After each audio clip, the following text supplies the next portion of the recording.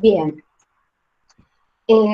ahora, propiedades periódicas, el tema lo que hace es ubicarnos dentro de la tabla periódica a los elementos y dada la ubicación de estos elementos, vamos a ver que tienen ciertas características que los relacionan a los elementos que pertenecen al mismo grupo o a aquellos elementos que pertenecen a un mismo periodo. Entonces, a partir de ahora vamos a ver, por lo menos en este tema, cómo hay ciertas características que se van a ir modificando o propiedades que se van modificando a lo largo de un periodo o a lo largo de un grupo. Acá hay un pequeño resumen de algunas de las características que de a poco ya hemos ido viendo en temas anteriores y que hemos ido asociando a que ese elemento tenía ciertas características o reaccionaba de determinada forma y eso dependía de su, por ejemplo, electronegatividad. ¿Se acuerdan que hemos dicho que en la zona, que esta zona que está acá arriba era donde teníamos elementos de mayor electronegatividad y en diagonal opuesta eran los que tenían menor electronegatividad? Esto le daba también las propiedades de considerarlo a ese elemento que era un no metal o que era un metal.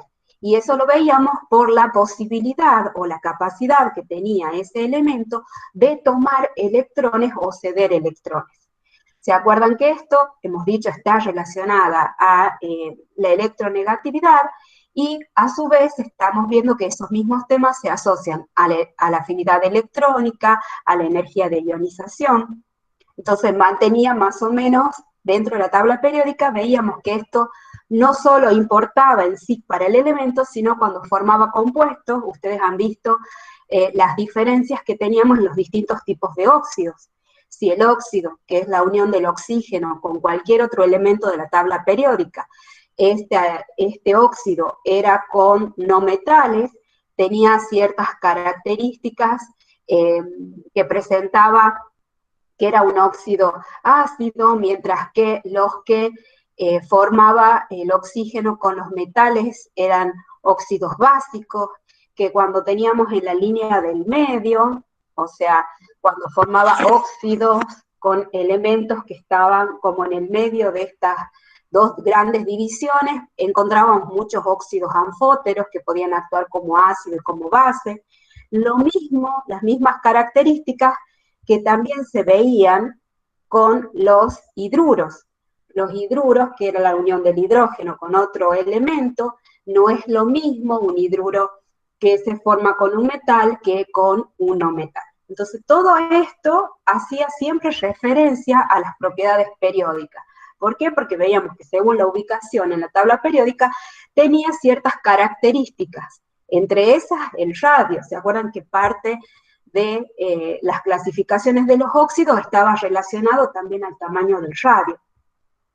Entonces, ahora vamos a ver algunas preguntas del tema de propiedades periódicas que hace referencia a estas propiedades dentro de un periodo o de un grupo, y vamos a ir analizando cada una de las preguntas. Comenzamos con la primera pregunta. Dice, en el tercer periodo, ¿cuál es el elemento de mayor radio? ¿Por qué?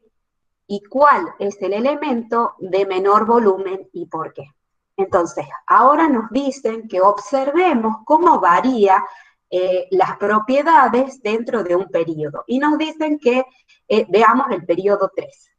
Entonces esta es una tablita que solamente me pone los átomos de acuerdo a su posición en la tabla periódica y hace referencia al radio. Fíjense que vamos a ver que son pelotitas de distintos tamaños. Entonces vamos a buscar el tercer periodo y yo acá tengo mi tablita periódica. Si me esperan un segundo, me organizo.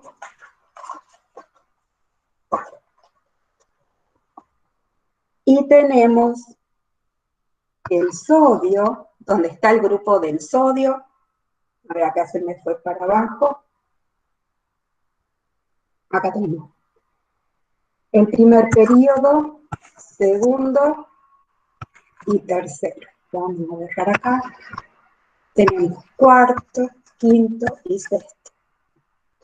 Entonces, a nosotros nos dicen que veamos el tercer periodo. Entonces, señalamos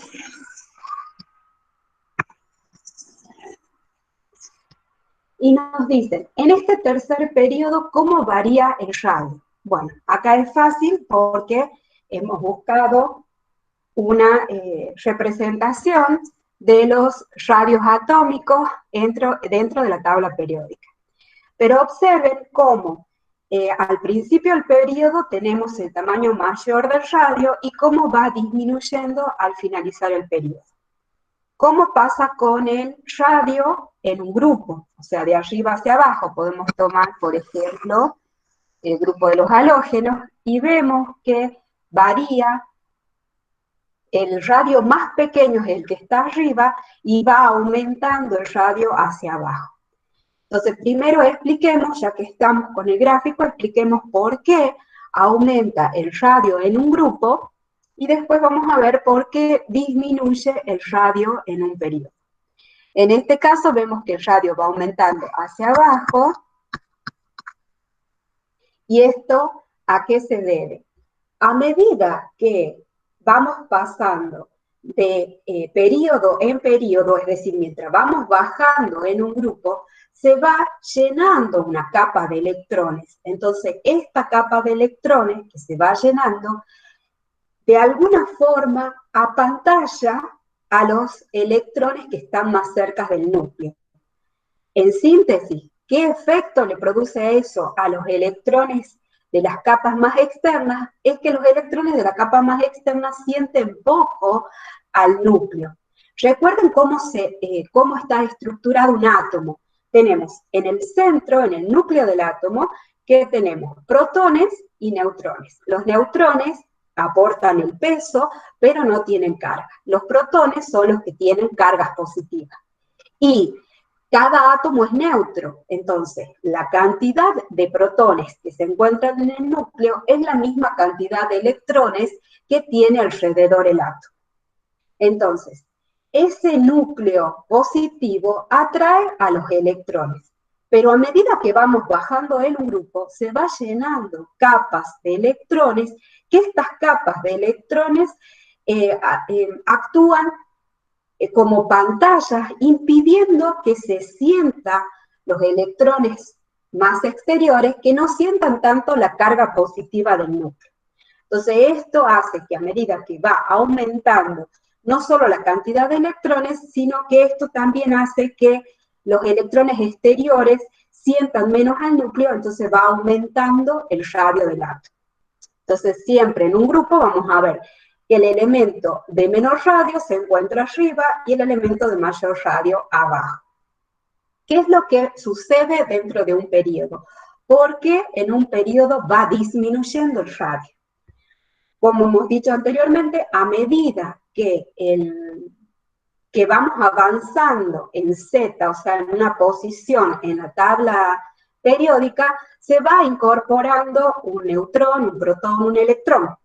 Entonces ahí va cambiando el peso del átomo y la carga siempre es neutra. ¿Por qué? Porque siempre que vamos avanzando con un protón, hay un electrón. Entonces carga positiva, carga negativa, carga positiva, carga negativa. Si bien se mantiene la neutralidad, al estar en el mismo nivel, todo eso, que es la última capa de valencia, los electrones, a medida que va entrando un protón, se sienten cada vez más atraídos hacia esa carga positiva. Es decir, el núcleo tiene mucha carga positiva y cada electrón que entra siente esa carga. En este caso, no tiene el efecto de apantallamiento que hemos hablado recién cuando vamos pasando de un periodo a otro, es decir, cuando vamos bajando en un grupo, porque no llega a completar esa capa de electrones. Entonces, a medida que va entrando un protón, un electrón, esos electrones van sintiendo atracción a ese núcleo positivo.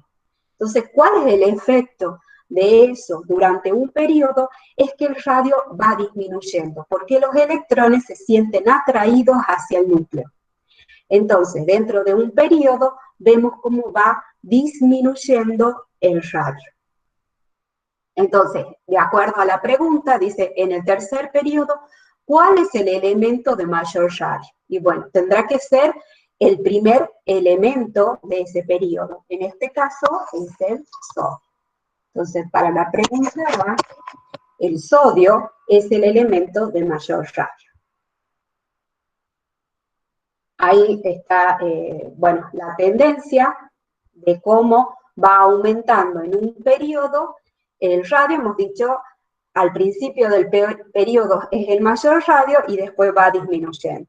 Acá la conclusión, lo que habíamos dicho también, respecto a un grupo, los radios más pequeños están arriba del grupo y a medida que va avanzando en un grupo, va aumentando el radio. Ahora vamos a ver el efecto del volumen. No es lo mismo el radio que el volumen. El volumen, si ustedes se acuerdan, es, por definición, masa sobre densidad. En este caso, la masa del átomo, acá la densidad no la pueden, es una densidad relativa. ¿A qué se debe, a qué está asociada esta densidad? Esta densidad vamos a asociarla a D, que en este caso ustedes han visto en la teoría, se lo denomina compacidad. ¿Qué es lo que significa qué tan compacto es el átomo? Esta compacidad está asociada otra vez a la relación que existe entre las cargas del núcleo con la carga de los electrones, o sea, cargas positivas con cargas negativas. La atracción entre ellas es lo que va a hacer que el átomo sea más o menos compacto. ¿Bien? Entonces, fíjense en que la densidad, hemos dicho, es inversamente proporcional al volumen. Eso quiere decir que cuanto más denso sea una sustancia, su volumen, como es inversamente proporcional, cuanto más denso su volumen es menor. ¿Bien? Acá vamos a ver cómo se comporta esto respecto a un periodo o respecto a un grupo. Con respecto al grupo, sigue las reglas, sigue el mismo concepto que hemos hablado del radio. A ver, acá vamos a poner, uy, se me fue. Ah, no lo he puesto en un grupo. En un grupo, lo vamos a poner acá, ¿cómo va aumentando el volumen? Aumenta igual que el radio. O sea, a medida que va bajando en un grupo, vamos a poner acá, en este caso, a medida que va bajando en un grupo, tenemos el mayor volumen se da en la parte inferior del grupo y el menor volumen en la parte superior. Y tiene el mismo concepto, o sea, tiene el mismo que hemos hablado anteriormente, que está asociado al efecto pantalla que le produce el tener capas de electrones completas. Entonces, ¿cuál es el resultado? Los últimos electrones no sienten tanto al núcleo, por lo tanto tienen menor densidad, y al tener menor densidad tiene mayor volumen. ¿Bien? Ahora, ¿qué es lo que pasa? ¿Cuál es el efecto en un periodo? Es diferente. ¿Por qué? Porque hemos dicho ya no tenemos ese efecto pantalla que hace que los últimos electrones no sientan tanto el núcleo. Acá habíamos dicho que dentro de un periodo el efecto que ingresa un protón, un electrón, es más notorio. Entonces nosotros vemos, acá nos piden el tercer grupo, que el tercer periodo, hemos dicho que era el sodio, toda esta parte es el periodo número 3. Entonces, nosotros esperaríamos, si siguiera el mismo patrón de aumento o disminución de tamaño de acuerdo al radio, esperaríamos que el sodio sea el que tenga mayor volumen y al final del periodo el argón sea el que tenga menor volumen. pero sin embargo, el que presenta menor volumen dentro de ese periodo es el aluminio. Yo ahí había puesto recién cómo es la distribución de volumen dentro de un periodo. Fíjense en que no sigue el concepto del radio, solamente hasta la mitad más o menos, acá en este caso consideremos que la mitad está en el aluminio, porque fíjense son poquitos elementos, dentro del periodo, cuando llega desde el sodio hasta el aluminio, el comportamiento del volumen sigue igual al radio. Es decir, a medida que va entrando un protón, un electrón, se va haciendo cada vez más denso. Al hacerse cada vez más denso, tengo menor volumen. Entonces, eso se comporta así hasta el aluminio. A partir del aluminio, fíjense que ya van sumando más cantidad de electrones. Estos electrones, lo que hacen a medida, fíjense, acá estamos hablando que en la compacidad, o sea, la densidad, qué tan denso esté un átomo, está asociado a el tamaño que tiene ese átomo, o sea, al radio, pero a su vez a la cantidad de electrones, que eso nos va a ir dando Z, la cantidad de electrones que va entrando.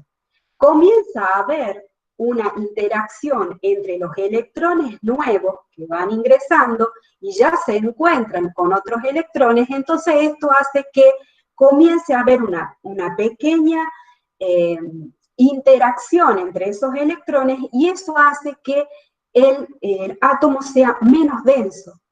Al ser menos denso, porque empiezan a interaccionar cargas iguales, o sea, negativos con negativos, hace que comience nuevamente a aumentar el volumen. ¿Por qué? Porque empieza a ser cada vez menos denso ese átomo, porque la repulsión que se produce, la pequeña repulsión entre los últimos electrones, si bien no tiene un efecto pantalla, que es lo que se presenta en un grupo, sí produce un aumento en el volumen del átomo. Entonces, por eso, cuando llegamos en cualquier elemento de la tabla periódica, agarramos nosotros un periodo y vamos a ver que mientras va aumentando el periodo, el volumen va a ir disminuyendo hasta que llega más o menos a mitad del periodo y comienza a aumentar. Muy pequeño, pero comienza a aumentar nuevamente el volumen. Y esto se debe a la interacción entre los electrones que hace que sea menos denso ese átomo y eso hace que el volumen sea mayor. Entonces, ahora vamos a pasar a la otra pregunta y dice, de los siguientes ejemplos, seleccione aquellas especies que constituyan una serie isoelectrónica. Bueno, ahora vamos primero a definir qué es una serie isoelectrónica. O sea, iso es igual. Electrónica hace referencia a los electrones. Entonces vamos a ver de estas especies que tenemos acá, que algunos son aniones, cationes o átomos neutros, vamos a ver cuáles de ellos coinciden en el número de electrones. Bien, una vez, después vamos a seguir al otro punto donde ya nos piden que los acomodemos por radio creciente, que ya lo vamos a ver a ese tema. En principio lo que vamos a hacer es tratar de identificar dentro de estas especies cuáles poseen el mismo número de electrones. Entonces, para eso vamos a ver la configuración electrónica de cada una de estas especies. Fíjense en el numerito que yo tengo acá al costado, en esta parte, no, es Z, o sea, vamos a ver esto, si yo lo agarro a la tabla periódica pelada, que es la tabla periódica que nosotros normalmente utilizamos, que ustedes van a tener disponible en el momento de una evaluación, si ustedes se fijan, vamos a ver voy a ver un ejemplito acá, sencillo, busquemos al magnesio. El magnesio, fíjense en el numerito que está al costado, me está indicando que está en la posición 2. Yo lo miro al magnesio, está en la posición 2. Escribo su configuración electrónica. ¿Cómo le escribo la configuración electrónica? Pongo el gas noble más cercano, anterior, es el neón, tiene 10 electrones, y después sigue el periodo 3, entonces tengo los orbitales S, entonces tengo 3S, tengo 2 electrones. Como acá me piden en el ejercicio, veamos acá el ejercicio, bien, me piden magnesio en estado de oxidación 2, ¿qué involucra eso? Que ha perdido 2 electrones. ¿Cuáles son los 2 electrones que va a perder el magnesio? Son los electrones que están en el orbital S. Entonces pierde esos 2 electrones. Fíjense, si el magnesio que estaba en la posición 12, ¿qué quiere decir que esté en la posición 12? Veamos relacionado a la configuración electrónica. El magnesio está en la posición 12 porque tiene 12 electrones. Recuerden que, ¿cómo están ubicados en la tabla periódica? A medida que, hemos dicho, se va sumando un protón, se va sumando un electrón. Entonces significa que tenemos 12 protones y 12 electrones para el magnesio. Si nosotros lo ubicamos en la tabla periódica en la posición 12 y le restamos los 2 electrones que ha perdido el magnesio, entonces, ¿cuántos electrones tiene en total el magnesio en esta especie oxidada? Tiene 10 electrones. Entonces, fíjense en que sin necesidad de hacer la configuración electrónica para todos los elementos, solamente viendo su posición en la tabla periódica y restándole la cantidad de electrones o sumándole los electrones, en el caso de los aniones, vamos a tener qué cantidad de electrones tiene esa especie.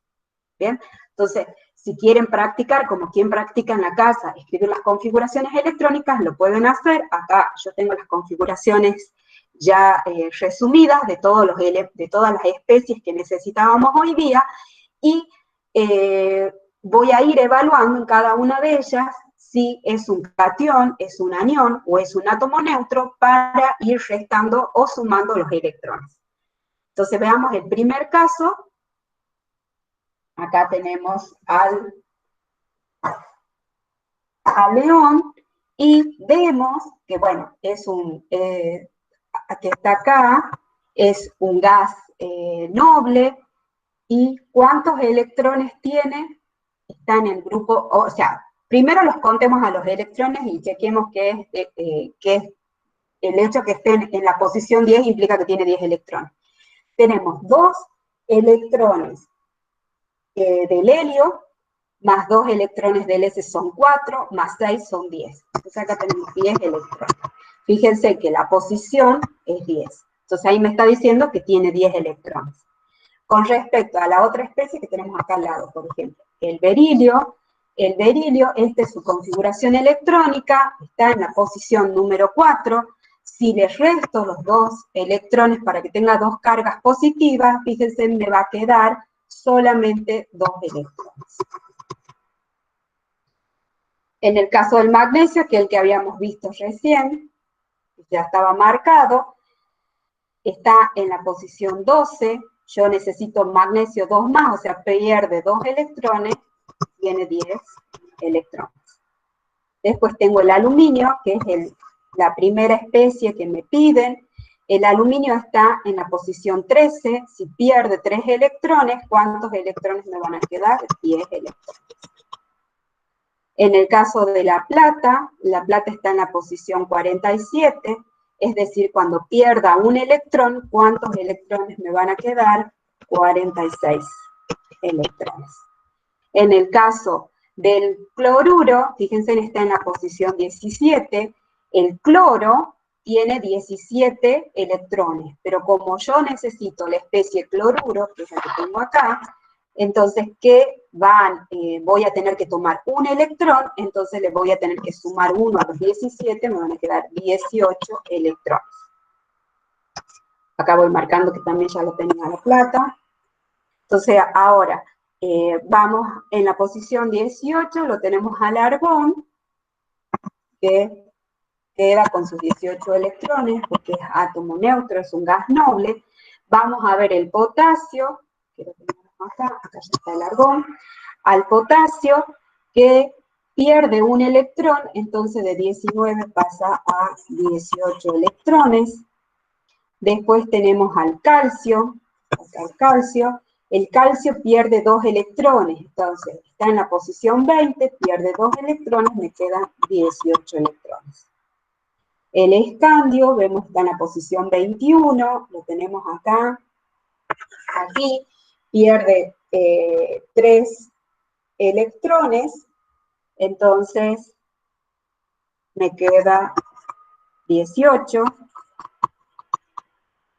Después tenemos al cromo, que está acá, y me dicen que el cromo pierde 6 electrones, el cromo está en la posición 24, si pierde 6 electrones, entonces me queda 18 electrones.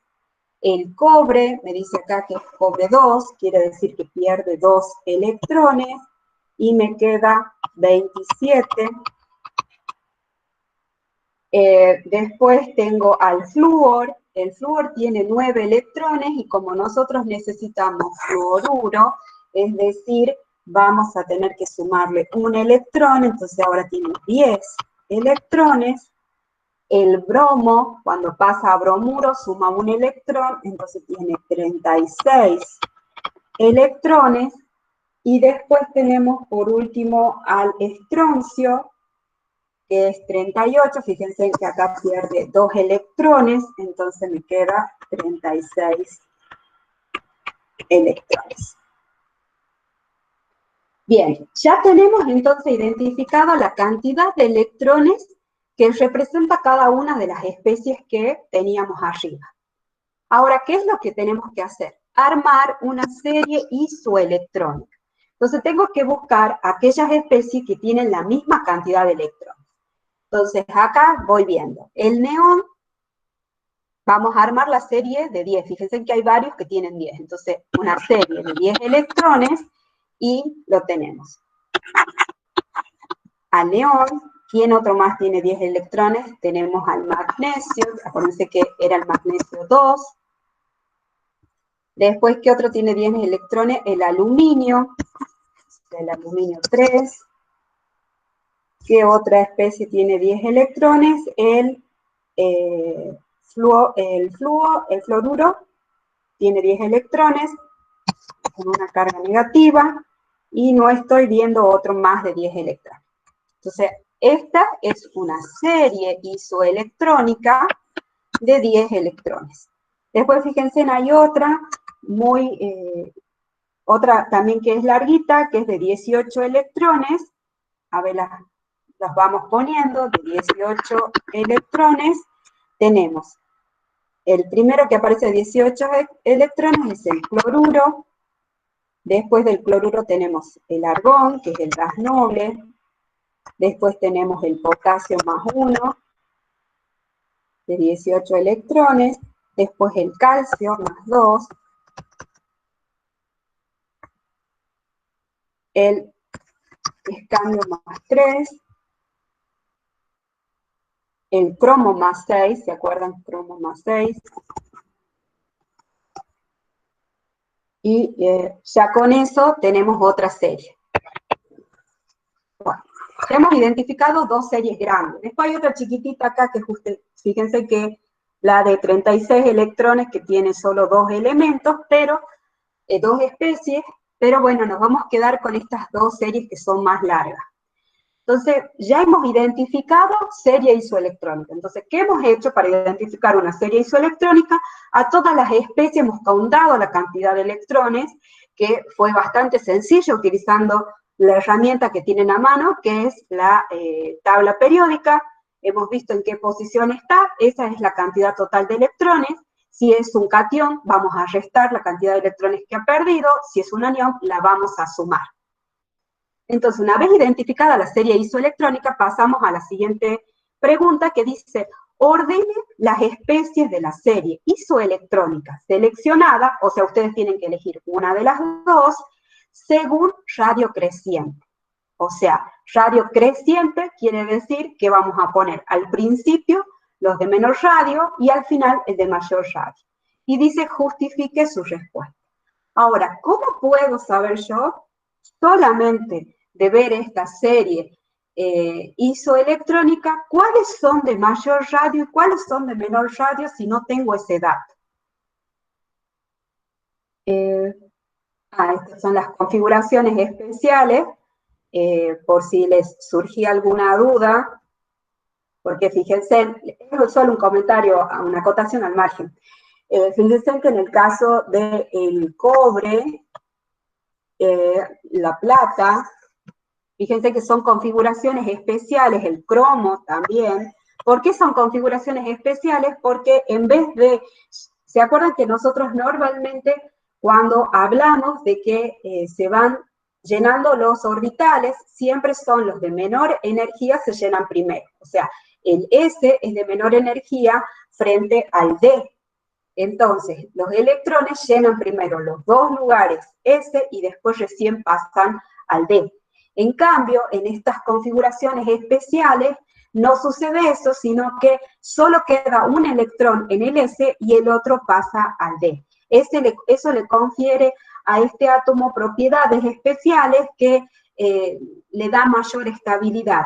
Pero por eso es que le había puesto el cuadrito de configuraciones especiales, como para que tengan una idea. El ejercicio que tenemos ahora no nos hace falta. Para el próximo ejercicio ya van a ver que sí es importante saber el electrón de dónde, en qué orbital está. En este caso no nos interesaba saber en qué orbital estaba, sino la cantidad de electrones presentes, ¿bien?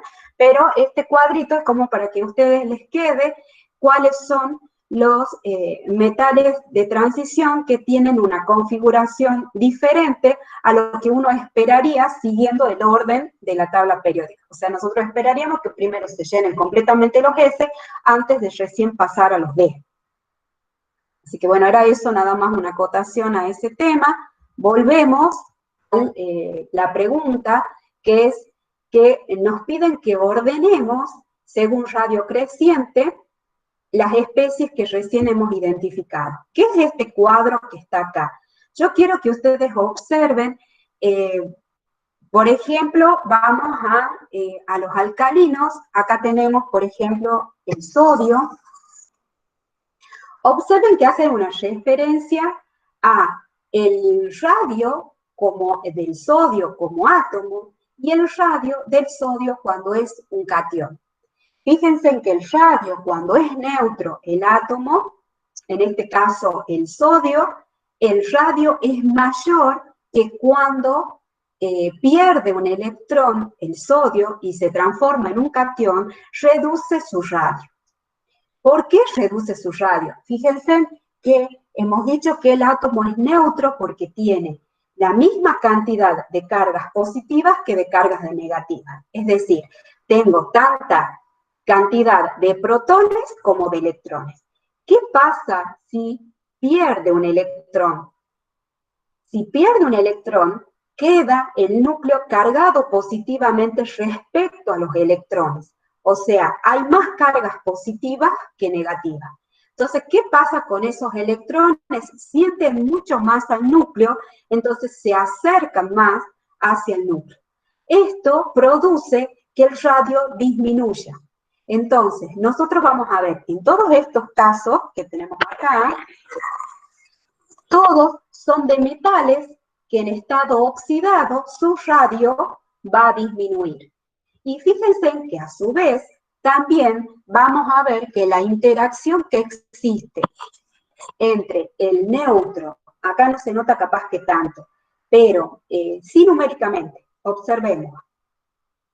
En el caso de que el sodio ha perdido un electrón, fíjense que ha reducido su radio en cuanto, acá está el tamaño del radio. El radio del átomo es de 1,86.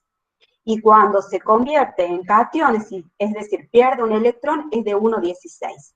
Ahora, veamos qué le pasa al aluminio. El aluminio tiene un radio de 1,43.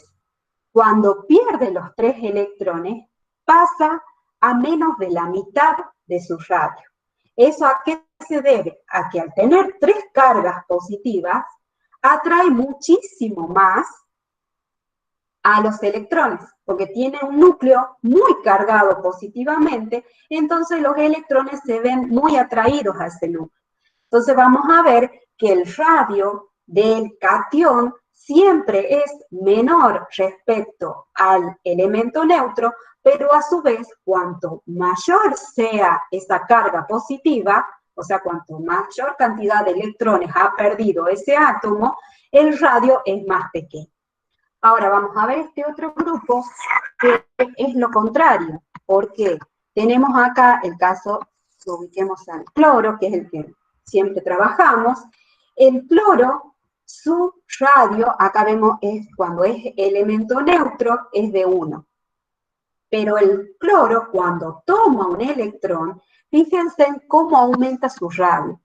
¿A qué se debe esto? Hemos dicho a la interacción que existe entre cargas iguales. Cuando entra un electrón que tiene una carga negativa y se encuentra con los otros electrones que ya están presentes, hay una repulsión entre ellos y eso genera que aumente el radio. Entonces veamos que eso también tiene impacto a medida que se van incorporando más electrones, como por ejemplo en el caso del oxígeno, que vemos que al tomar 2 electrones, su radio aumenta prácticamente al doble. ¿Bien? Entonces, nosotros en forma general, acá, ¿qué podemos decir?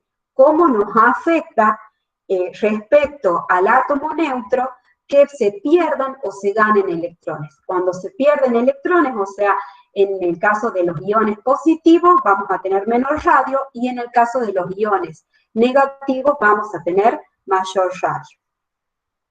Acá fíjense, ya está escrito en forma general para que nosotros podamos ver, todos son todas especies iónicas, es decir, ¿se acuerdan que de acuerdo a su posición en la tabla periódica hemos dicho que los que estaban más cerca de los gases nobles, o sea, los más electronegativos, que para poder conseguir una configuración parecida a un gas noble, la tendencia era a tomar electrones? Fíjense que eso también estaba relacionado a su electronegatividad, o sea, la posibilidad que tiene de tomar los electrones y de sentirse cómodo con esos electrones. Y por el lado contrario tenemos a los, que eso eran los no metales. Los metales, como están al principio de un periodo, o sea, para parecerse a un gas noble, la tendencia es a perder electrones. Vemos que eso también está asociado a su electronegatividad, que es muy baja, entonces la tendencia es más a perder electrones que a tomarlos. Vemos que en este caso, cómo se acomodan los radios de acuerdo a eso. Cuando toma el elemento, toma un electrón, tiene interacción con los otros electrones, entonces aumenta su radio. Cuando tenemos la situación de que pierde electrones, va a disminuir el radio. Entonces, ¿cómo vamos a armar, de acuerdo a esta información, en forma creciente, cómo vamos a acomodar en esta serie isoelectrónica de menor a mayor el radio? Entonces, acá vamos a ver que yo ya lo tengo acomodado, he tomado de ejemplo, ya teníamos en este caso yo lo hice completo, de la serie completa. Nosotros teníamos en el caso, a ver cuál era, nosotros teníamos el que tenía magnesio, acá. Este primer caso cuando teníamos 10 electrones y cuando teníamos 18 electrones. ¿Bien? Acá yo puse todos los elementos como para tenerlo completo a los radios, pero en el ejercicio teníamos el neón, teníamos el aluminio, bueno, que acá no está, el flúor, que sí está, y el magnesio. O sea, acá me faltaría ponerlo, acá chiquitito, al aluminio 3 más. ¿Por qué sé que esa es la posición del aluminio? Esto, si yo estoy viendo radio decreciente, a nosotros nos pide radio creciente, o sea, a nosotros nos piden que lo ubiquemos al revés. Lo importante es que veamos cómo se asocia digamos, el radio respecto a si tiene cargas positivas o tienen cargas negativas. Esto se puede acomodar así porque todos tienen la misma cantidad de electrones, ¿bien? Entonces, solamente en la situación de una serie isoelectrónica la podemos acomodar de esta forma. Siempre vamos a tener los cationes, van a ser los de menor radio, y los aniones de mayor radio.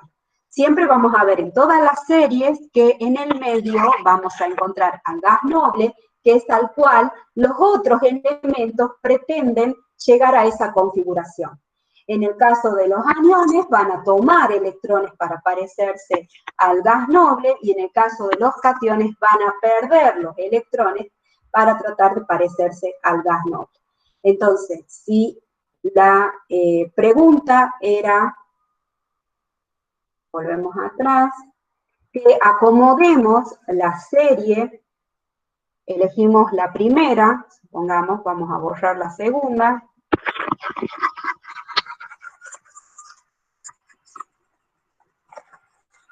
Nos piden que según radio creciente, es decir, vamos a poner al final el que tenga mayor radio, y ya hemos dicho que era el fluoruro. ¿Por qué? Porque por repulsión de los electrones, su radio era mayor. Entonces, ¿quién le va a seguir? Vamos a tener que poner al neón, que es el gas noble, que es el neutro. Después, ¿quién le sigue? Acá tengo 2 cargas positivas, acá tengo 3 cargas positivas, entonces pondré primero al magnesio 2, y ahora ponemos al aluminio. Entonces, aquí está en forma creciente del radio. O sea, el de menor radio es el que está más cargado positivamente. Cuando llegamos hasta el neutro, que no tiene carga, y después el que tiene mayor radio es el negativo, es el fluoruro. ¿Bien? Bueno, ahora en esta otra pregunta dice, de los siguientes elementos, y tenemos hierro, sodio, argón, cromo, aluminio, bueno, ¿qué es lo que me piden que haga con esos elementos? Dice, ¿cuáles de estos, que tengo que señalar, cuál de estos elementos pueden formar compuestos coloreados, cuáles pueden formar complejos y cuáles son tóxicos?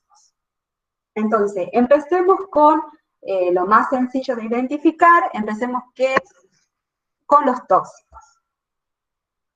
Ustedes saben que los organismos vivos están formados por los elementos más abundantes de la naturaleza.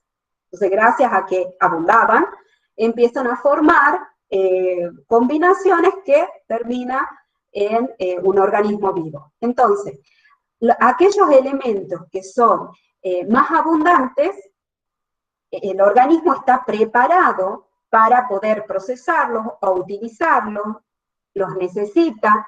Entonces, son los que no lo vamos a considerar tóxicos. Por supuesto que estamos hablando también, el concepto de toxicidad es bien amplio. Podemos hablar que un elemento es tóxico no porque sea el elemento, sino por la cantidad que tenga de ese elemento, pero en este caso vamos a hablar solamente de su naturaleza.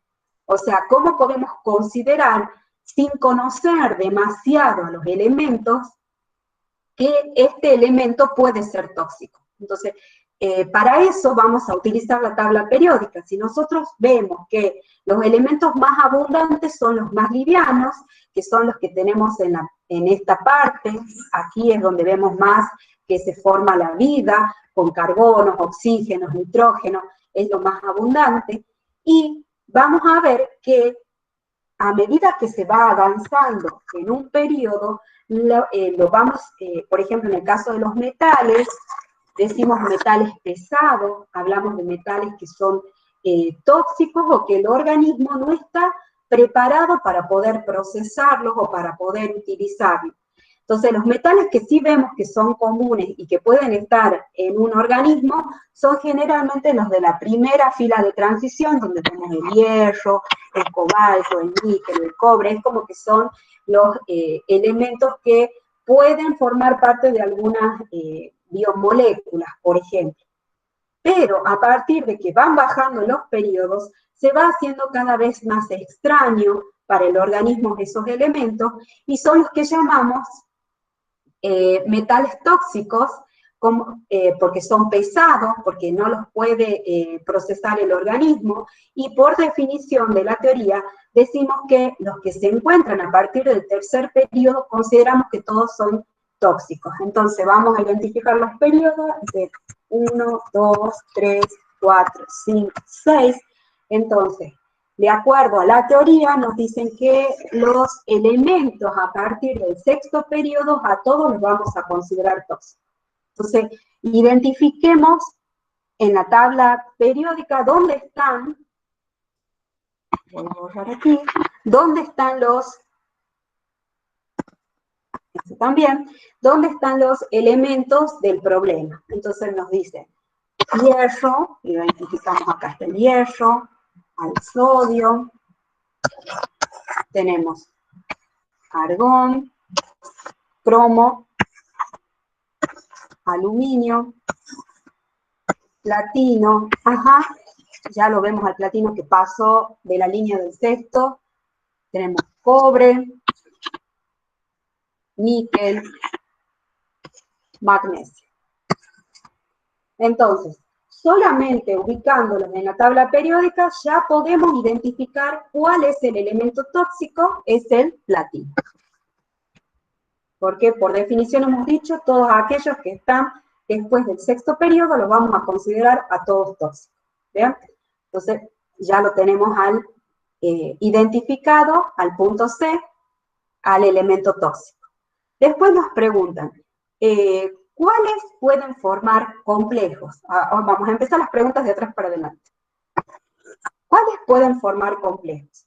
Ustedes ahora, recién hoy día, van a ver la teoría que habla sobre complejos y compuestos coloreados. O sea, es como que nos estamos anticipando un poquito a la teoría de esta tarde. Ustedes ya van a ver que aquellos elementos que pueden formar complejos tienen la característica de presentar orbitales d. Entonces, solo aquellos que tienen orbitales d pueden formar complejos. También vamos a ver que los orbitales d van a ser los responsables de la coloración. Todo eso va a estar muy hermosamente explicado esta tarde en la teoría.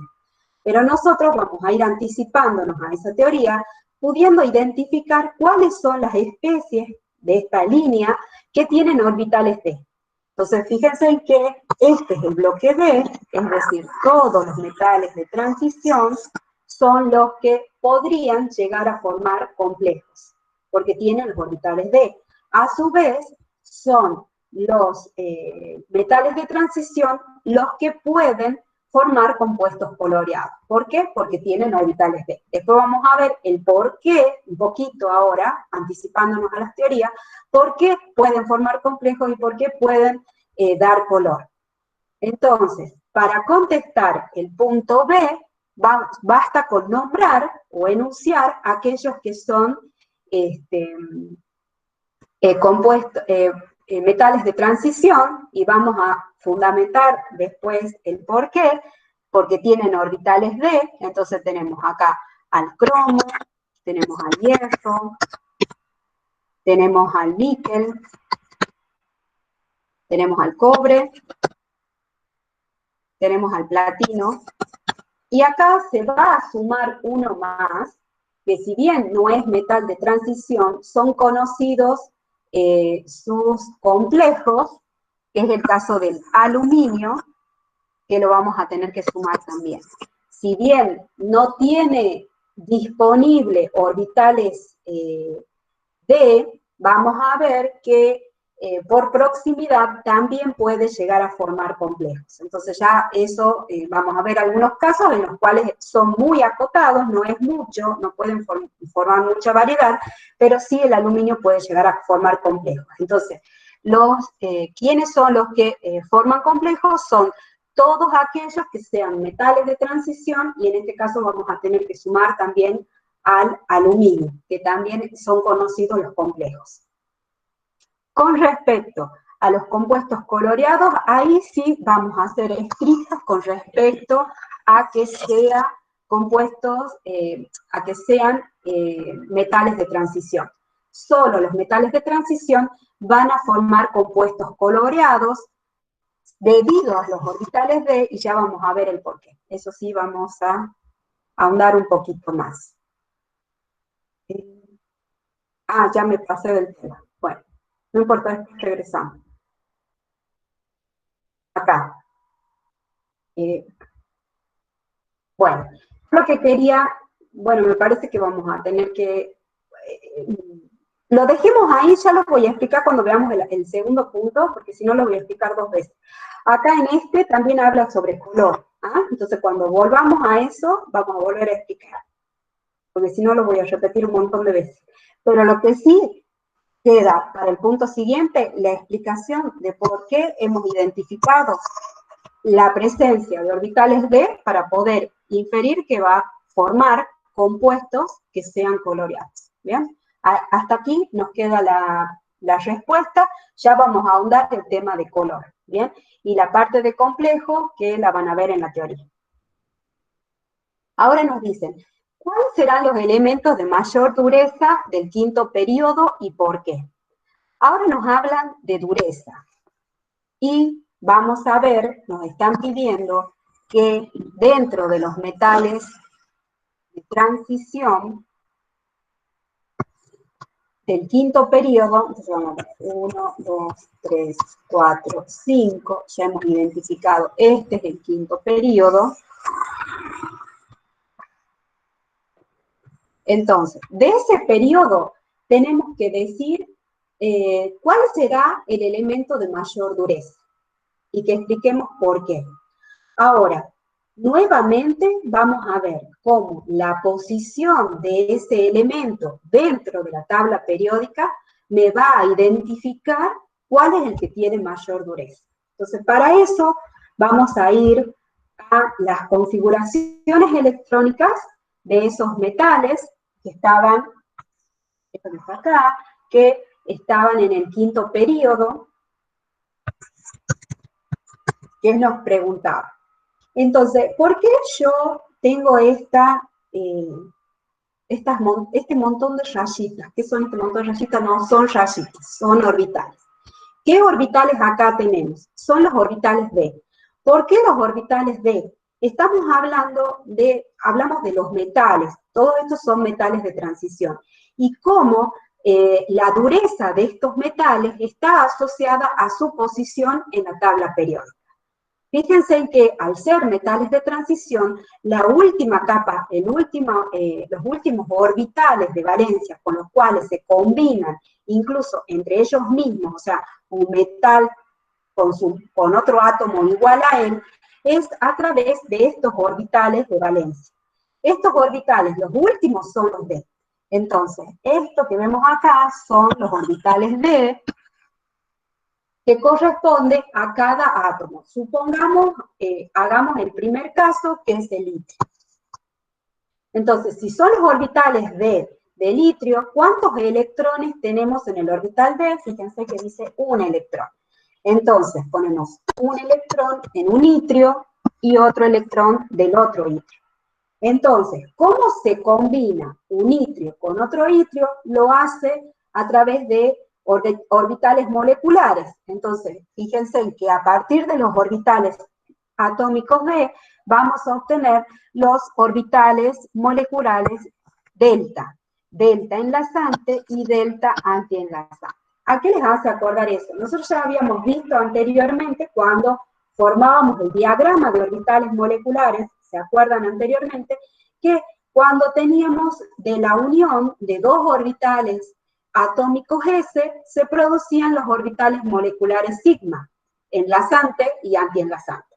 Y en el caso de los orbitales P, ¿se acuerdan? Los orbitales P atómicos formaban los orbitales moleculares pi. O sea, siempre estamos hablando de las letras griegas referentes a la letra de cada orbital. Entonces, en este caso, como son los orbitales D, vamos a tener los orbitales delta enlazante y delta antienlazante. Entonces, estos son orbitales con distintos niveles de energía, siempre los inferiores son los de menor energía, y a medida que vamos subiendo, es de mayor energía. Entonces, si tenemos un electrón de cada itrio, entonces vamos a poner un electrón de un itrio, el otro electrón del otro itrio, vamos a tener llenado un orbital de enlace delta. Ahora, veamos qué pasa si estuviera en la situación de este otro elemento, donde tenemos 4 electrones. Entonces, 1, 2, 3 y 4, 1, 2, 3 y 4. Entonces vamos a ir llenando, ya tenemos 1, 2, 3 y 4. Entonces, ¿qué ya he llenado con cuando tenemos B4, o sea, acá tenemos una situación de B4, una configuración de B4, se llenan 4 orbitales moleculares enlazantes. O sea, esto como la cantidad de orbitales enlazantes y antienlazantes, ¿cómo me va a asociar a la dureza? Por el orden de enlace. El orden de enlace, que es, hemos dicho que son los orbitales enlazantes, o sea, orbitales enlazantes menos los orbitales de antienlace. Entonces, el orden de enlace, en este caso que tenemos un D4, el orden de enlace va a ser 1, 2, 3, 4 orbitales enlazantes, y ¿tengo alguno antienlazante? No. Entonces, el orden de enlace es igual a 4. Este es en el caso de que yo tenga un D4. Entonces, si yo llego a un D5, veamos acá, justo acá tenemos 2 D5, fíjense en que por configuración especial del molibdeno es igual que el tecnesio. ¿Por qué? Porque en su última capa tiene 5 electrones en el orbital D, porque el molibdeno tiene, ¿se acuerdan que he dicho hace un rato que había algunos casos especiales y que sí nos interesaban para otro tipo de ejercicio? Bueno, en este ejercicio sí nos interesa saber dónde están los electrones, porque no es lo mismo que tenga, en el molibdeno tenga 5s2 que tenga 5s1. ¿Por qué? Porque el electrón que no está en el orbital S está en el orbital D. Entonces esto hace que acá tengamos 5 electrones, que es la misma situación anterior, donde teníamos el niobio que tenía 4 electrones en D, y eso se debía a que uno de los S pasó al D. Por eso acá no tenemos, en esta serie no tenemos ninguno que sea un D3, porque el que debería ser D3 en realidad es un D4. Pero esas son configuraciones especiales que yo recién hace un rato les he mostrado en la tabla periódica, cuáles son los elementos que tienen esa configuración especial. Lo que nos interesa a nosotros ahora es definir la cantidad de electrones que tienen el orbital D. En el caso del molibdeno y el tecnesio, ambos son D5. Entonces veamos cuál es la situación de un D5. D5 significa que tengo 5 electrones. Si tengo 5 electrones, entonces me estaba faltando sumar un orbital enlazante más. Entonces, si tengo que sacar el orden de enlace de un D5, ¿cuál será el orden de enlace? El orden de enlace va a ser igual a 5, porque son orbitales enlazantes menos los antienlazantes, y no hay ningún antienlazante. Ahora, a partir de ahí, fíjense que ya acá también tenemos una configuración especial, donde pasamos, no hay un D6, sino que directamente pasamos a un D7. ¿Qué pasa si tenemos un D7? En un D7 tengo 7 electrones, entonces acá tengo 5, 6 y 7, 5, 6 y 7. Voy a tener que llenar 2 orbitales de antienlace. Entonces, cuando saque el orden de enlace para un D7, tengo 5 electrones, quiero decir 5 orbitales enlazantes menos 2 orbitales antienlazantes. Entonces el orden de enlace va a ser igual a 3. Fíjense en que a partir del quinto electrón, todo electrón que se sume va a tener que empezar a utilizar los orbitales de antienlace. Eso, ¿cuál es la consecuencia directa de esto? Es que va a ir disminuyendo su orden de enlace. O sea que el orden de enlace máximo es el 5. ¿Cómo afecta este orden de enlace a la dureza? O sea, imagínense, no sé si logran ver mis manos. Imagínense que yo tengo un enlace que está formado por cuatro enlaces. Fíjense de fuerte que es esto si yo tengo en este caso son 4 dedos que representan 4 enlaces. No es lo mismo tener algo que tiene 4 enlaces a algo que tiene 2 enlaces o un enlace, ¿bien?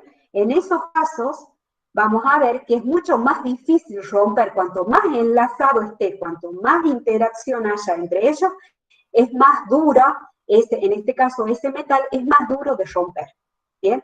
Entonces, ¿cuáles son las especies más duras dentro de ese periodo? Son aquellos que tienen como máximo 5 electrones. En este caso coinciden que son 2 especies porque presentan configuración especial, ¿bien? Que es el caso del molibdeno y del tecnesio, que son los dos que tienen D5. Por debajo de D5 y por arriba de D5 tenemos menor orden de enlace. Entonces, fíjense en que ya estoy esperando que en cualquier situación similar, si yo tengo que ver otro periodo, ¿cuál va a ser el átomo o cuál va a ser el elemento que presente mayor orden de enlace? Siempre lo voy a buscar en el medio de los elementos de transición. ¿Por qué? Porque ahí es donde voy a tener 5 electrones. Como máximo, cuando tengo 5 electrones, es donde yo voy a tener el máximo orden de enlace. Y por lo tanto, esa va a ser la especie que es más dura. Ahora pasamos a esta serie de preguntas, y dentro de estas vamos a volver al tema de color, que habíamos dicho hace un ratito que lo íbamos a explicar un poquito más. En la primera pregunta nos dicen, los metales de transición tienen estados de oxidación variable. ¿Qué quiere decir que tienen estados de oxidación variable? Entonces veamos, acá tenemos un grafiquito, estos son los metales de transición, vamos a marcar acá, y observemos que lo que está acá arriba, ese cuadrito en celeste, nos dan los estados de oxidación de esos metales de transición. Vean que a diferencia de otros elementos, los metales de transición tienen varios estados de oxidación. Agarremos el más destacado, que es el manganeso, que es el que tiene mayor cantidad de estados de oxidación, y fíjense en que coincide que está justo en el medio de los elementos de transición. Vean que hay como una tendencia que los primeros elementos dentro del grupo de transición, los primeros, en un periodo, acá estamos hablando, son los que tienen menor cantidad de estados de oxidación, llegamos al medio donde tiene mayor cantidad de estados de oxidación y después va disminuyendo. ¿Esto a qué se debe? Fíjense que cuando cuando llegamos hasta el manganeso, veamos en qué posición está el manganeso. Contemos, 1, 2, 3, 4, 5, 6, 7. O sea, el manganeso está en la 7ª posición dentro de su periodo. Hemos dicho, los metales, la tendencia de los metales por su electronegatividad va a ser a perder electrones. ¿Cuántos electrones va a perder? En el caso de los metales de transición, puede llegar a perder en el caso del manganeso, todos los electrones de la última capa de valencia o ir perdiendo algunos. Entonces vean que si pierde todos los electrones, o sea, todos los del S y todos los del D, es cuando llega a su máximo estado de oxidación, que es más 7. Es decir, perdió todos los electrones que tenían la última capa de valencia. Y de ahí puede variar la cantidad de electrones que pierde. Cuando pierde 2 electrones, los 2 electrones que pierde son los del S. Siempre se pierde primero los electrones que están en los orbitales de menor energía. Y así, el hecho de que tenga mucha variación en los estados de oxidación se debe principalmente a que tiene muchos electrones disponibles para perder. ¿Bien? Entonces, puede perder 7, puede perder 4, puede perder 3. ¿Bien? Ahora sí, en este gráfico se muestran todos, quiero señalar algunos, me esperan un segundito, yo tenía acá la tabla. Vamos a ver que si bien estas son todas las posibilidades que tiene de perder electrones, hay ciertos estados de oxidación que son más estables que otros. Por ejemplo, estoy buscando acá para marcarles todos, acá está. Por ejemplo, en el caso del manganeso he marcado dos de los que son más comunes, también el 4. En el hierro, si bien tiene hasta el estado de oxidación 6, el estado de oxidación 6 es muy extraño, casi no vemos compuestos con estado de oxidación 6 del hierro. Los más comunes son el 2 y el 3. En el caso del cobalto, los más comunes son el 2 y el 3. En el caso del níquel, el más común es el 2. En el caso del cobre, sí, el 1 y el 2, el zinc, bueno, el 2, en el escandio el 3, después aquí tenemos el 4, en el vanadio tenemos el 3, el 5 y el 4, y en el cromo, si bien tiene varios estados de oxidación, ustedes fíjense que hemos trabajado mucho con el 3 y el 6, que son como los más comunes, ¿bien? Entonces, si bien estos elementos de transición tienen la capacidad de perder distinta cantidad de electrones y de acuerdo a eso va a ser su estado de oxidación, hay algunos compuestos que se forman más frecuentemente que son con ciertos estados de oxidación. Pero la capacidad, la pregunta nos decía el por qué, y bueno, la respuesta de este por qué es que son metales de transición que tienen mucha cantidad de electrones en su última capa de valencia y los puede perder de acuerdo a los compuestos que vaya formando. Entonces, a eso se debe la variabilidad de sus estados de oxidación. Vamos a volver a la pregunta. Entonces ya vemos que es variable. ¿Por qué es variable? Y va a depender del compuesto que vaya formando, puede oxidarse o reducirse, o sea, puede tomar electrones o puede ceder electrones de acuerdo a ese margen amplio de cantidad de electrones que tiene que puede trabajar. Después, la segunda pregunta dice, los compuestos de cobalto son de color y los del calcio son incolores. Entonces acá volvemos otra vez al tema de color, que yo he dicho hace un rato que teníamos que identificar la presencia de orbitales D para poder predecir que los compuestos de esa especie pueden llegar a ser coloreados. En este caso, ya nos vamos a fijar en la tabla periódica en qué posición está el cobalto y en qué posición está el calcio.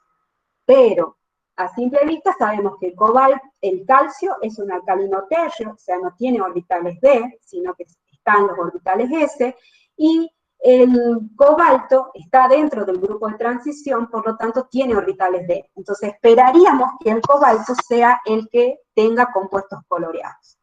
Entonces, acá, fíjense, está el cobalto, como hemos dicho recién, que es un metal de transición, y hemos dicho el calcio, que es un alcalino tercio.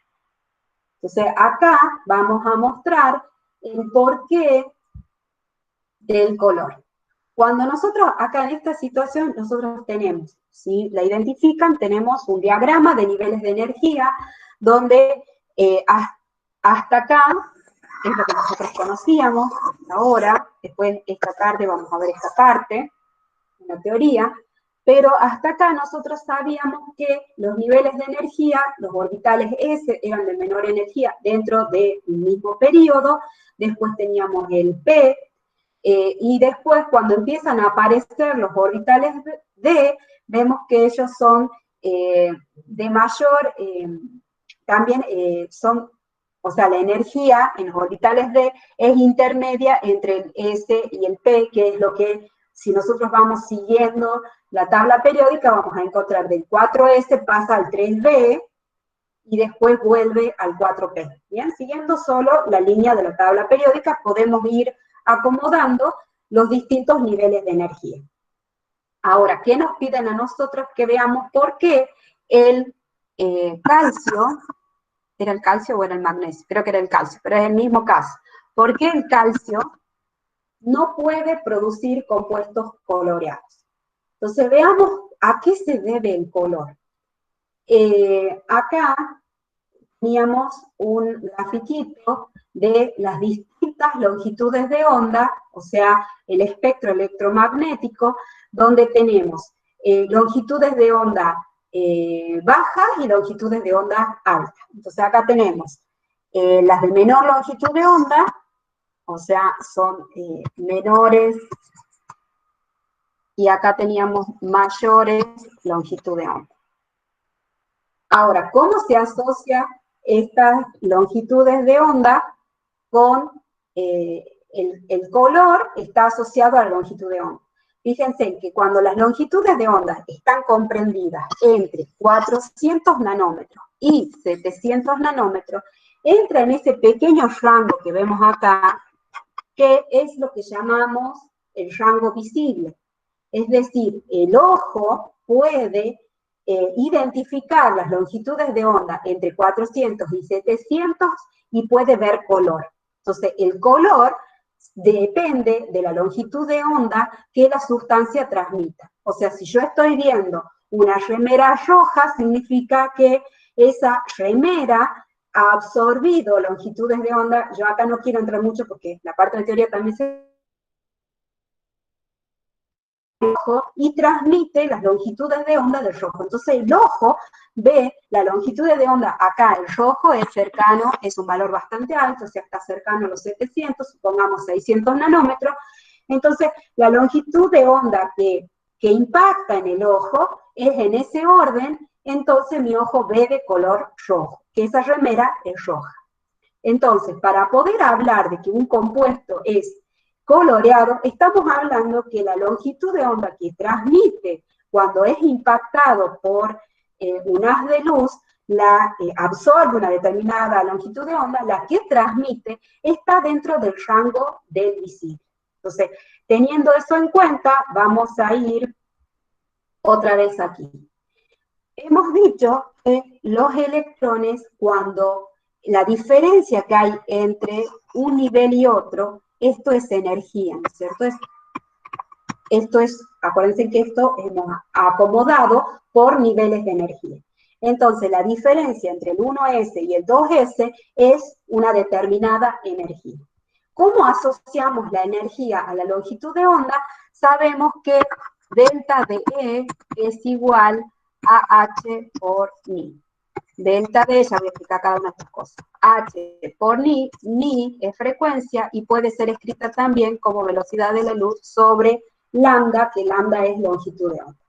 Entonces, la diferencia de energía, o sea, ese salto de energía entre un orbital al otro, ¿cómo lo podemos relacionar con la longitud de onda? Es en forma inversa, porque la delta de la energía es igual, H es la constante de Planck, es un número, por la frecuencia. Hemos dicho que la frecuencia la podíamos expresar como velocidad de la luz sobre longitud de onda. Entonces vemos que la longitud de onda y la energía asociada a esa longitud de onda son inversamente proporcionales. Es decir, cuando tengamos mayores longitudes de onda, tenemos menor energía. Y cuando tenemos menor longitud de onda, tenemos mayor energía. Bueno, ahora vamos a ver, yo les decía que solamente yo mirando si ese compuesto, si esa especie es un metal de transición, yo sé que tiene orbitales B disponibles, entonces supongo que puede formar compuestos coloreados. ¿Cómo puedo hacer esa suposición?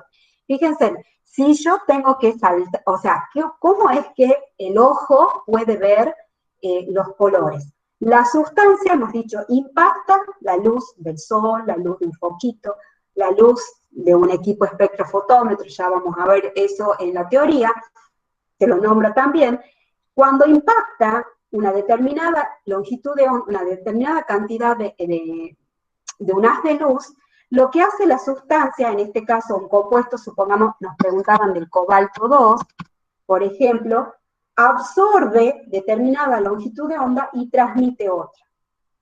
Esa longitud de onda que transmite, hemos dicho que entra en el rango del visible.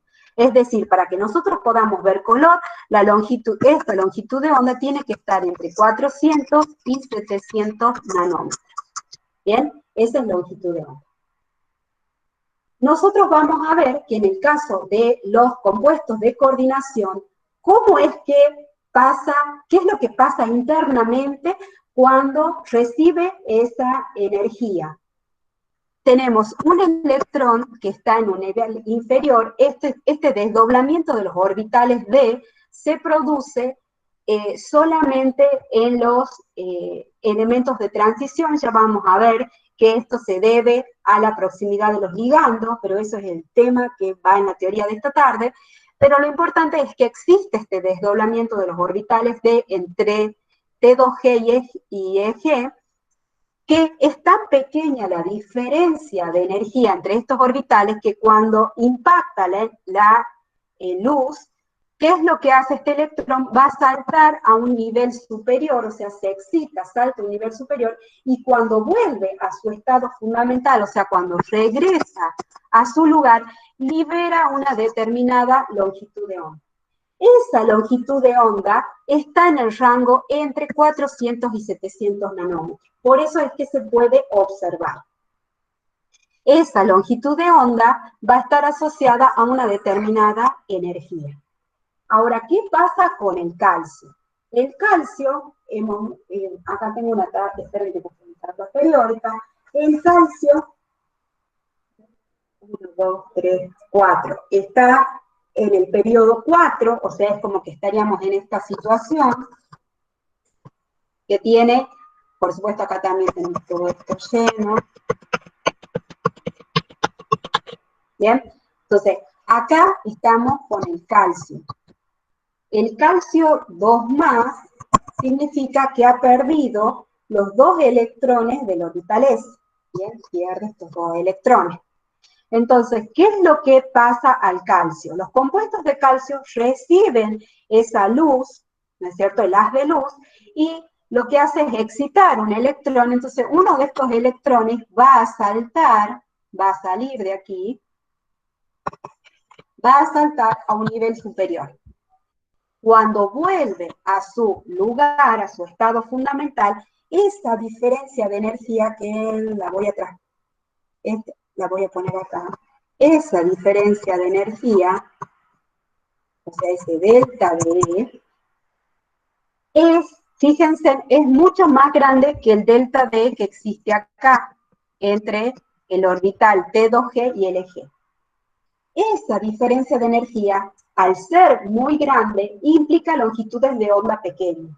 ¿Qué longitudes de onda pequeña? Y más pequeñas que 400 nanómetros. Entonces, si bien salta el electrón y vuelve a su estado fundamental, la longitud de onda que libera, en este caso, es una longitud de onda, bueno, a mí no me sale tan bonito, pero es una longitud de onda donde los picos y los valles son muy juntitos, o sea, es una longitud de onda pequeña, y esto se debe a que representa una gran energía. Esa longitud de onda no está en el rango del visible. Por eso los compuestos alcalinos tercios, o los representativos, que son los que vemos, como por ejemplo el aluminio, no dan color. ¿Por qué? Porque el salto no se produce en niveles de pequeña diferencia de energía, como es con los orbitales D, que produce ese pequeño desdoblamiento. Entonces, el electrón salta de un orbital D a otro orbital D, en este caso de un T2G a un EG. Entonces, ese pequeño salto de energía cae esa longitud de onda cae dentro del espectro del visible. Por eso los compuestos que tienen orbitales d pueden presentar color. En cambio, los que son a partir de metales alcalinos tercios, por ejemplo el aluminio, que son de los representativos, no dan color. ¿Bien? Entonces, esa es la explicación del por qué. Por eso yo decía, no quería entrar demasiado porque es un tema que lo van a ver hoy día en teoría, pero justamente nos preguntaban eso. Entonces, más o menos les he explicado el tema del color. Bien, acá vamos, entonces ya está el punto B, dice el C. Los metales alcalinos son paramagnéticos y los alcalinos tercios no. ¿A qué se debe esto? Y a la posición que tienen los metales alcalinos dentro de la tabla periódica. Fíjense que en la tabla periódica, acá tenemos a los alcalinos y acá tenemos los alcalinos tercios.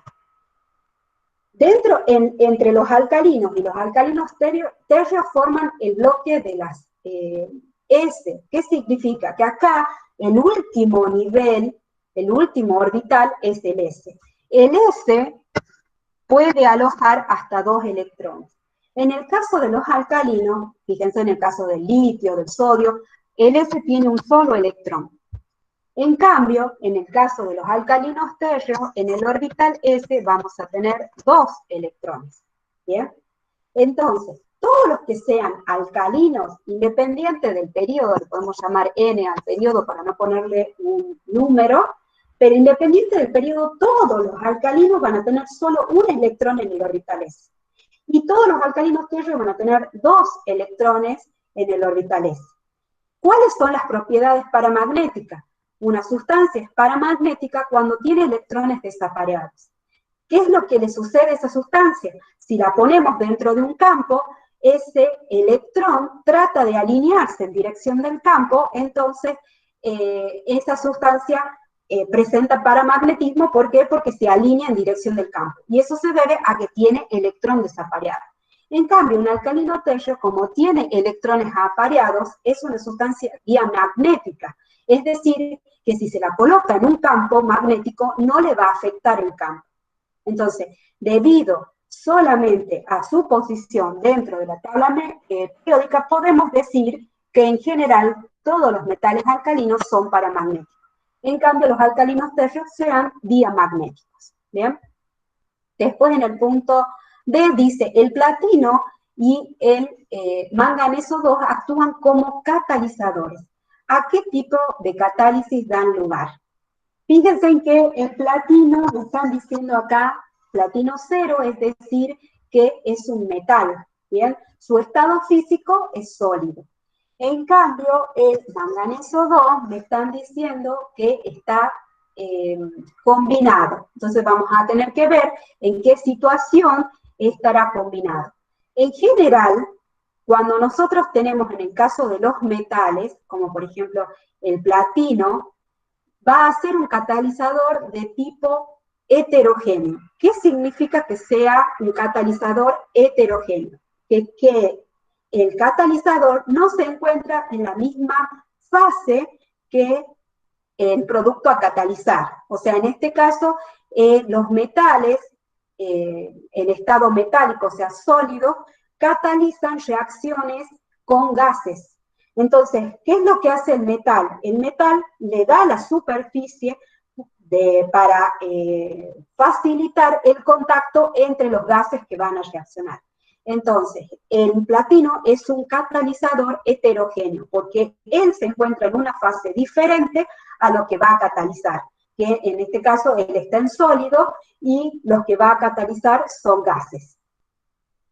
En el caso del manganeso 2, es un catalizador homogéneo. ¿Qué significa que sea homogéneo? Que va a estar en el mismo fase que lo que va a catalizar. Es decir, si tenemos sólido, va a estar sólido porque cataliza sólido, o va a estar en solución cuando catalice reacciones en solución o reacciones acuosas. Un ejemplo de eso, ustedes van a ver que ya se ha utilizado cuando hemos visto, por ejemplo, para la obtención de oxígeno, se utiliza el óxido de manganeso 2, el cual está en estado sólido y que lo utilizamos mezclado con perclorato de potasio, que también, o con el clorato de potasio, perdón, con el clorato de potasio, que también está en estado sólido. Entonces, es un catalizador que está en el mismo estado que el que va a catalizar. Entonces, un catalizador homogéneo. En este caso, no sé si se acuerdan que a partir del clorato, calentándolo, se obtenía oxígeno, pero que esa reacción era explosiva, que para que se produzca mejor, ¿qué es lo que utilizaba un catalizador? En este caso era el óxido de manganeso 2. ¿Qué ventajas tienen estos catalizadores? Se los utiliza porque facilitan a que se produzca la reacción. En el caso que he nombrado recién, de la obtención de oxígeno, lo que hacía era disminuir la temperatura de activación de la reacción, entonces la hacía menos violenta. En el caso del platino, facilita la unión de los gases, entonces por eso se lo utiliza como catalizador. Entonces, en síntesis, los catalizadores, la función es de facilitar que se produzca esa reacción y según el estado en que se encuentra el catalizador respecto al producto a catalizar, va a ser una catálisis heterogénea o una catálisis homogénea. Después, la pregunta E dice, las soluciones de hidróxido de sodio son incoloras y no así las soluciones de cromato. Bueno, volvemos a la misma explicación que hemos dado para el punto B. En el caso del sodio, al igual que el del calcio, estamos en una situación de que el metal oxidado, en este caso el sodio, que está en estado de oxidación más 1, y el calcio, que está en estado de oxidación más 2, no son los que tienen los orbitales D. Entonces, los saltos de energía que involucra la excitación de los electrones no caen dentro del rango del visible. Entonces, esas sustancias no van a presentar color. En cambio, las soluciones de cromato, vemos que el cromo, en este caso está en estado de oxidación 6, el cromo que tiene los orbitales D le permite el salto energético de esos electrones cuando se excitan pasar a un orbital de una energía superior, pero que está esa diferencia de energía dentro del rango del visible, que es lo mismo que hemos explicado recién. Después, en el caso F, dice, los elementos de transición poseen pocos iones simples. ¿A qué hace referencia eso? Volvemos a la misma situación de que los metales de transición, su principal característica se debe a la presencia de orbitales D. Los orbitales D, como hemos dicho recién, son los que les va a permitir formar compuestos coloreados, y a su vez también hemos dicho que son los que le van a permitir a ese metal formar complejos. Como los metales de transición tienen orbitales D, la mayoría de ellos forman complejos. Son pocos los que no forman complejos. Entonces, los iones simples son aquellos que no forman complejos. Entonces, el único que no forma complejo, vamos a ver acá, el único que no forma complejo es el estroncio. De ahí en más, todos forman complejo. Entonces, eso me está diciendo que vamos a tener en los elementos de transición, la mayoría van a formar complejo. Entonces, son pocos los que solamente van a presentar iones simples. Entonces, ya con esto terminamos el tema de hoy. Ahora queda abierto a cualquier tipo de consulta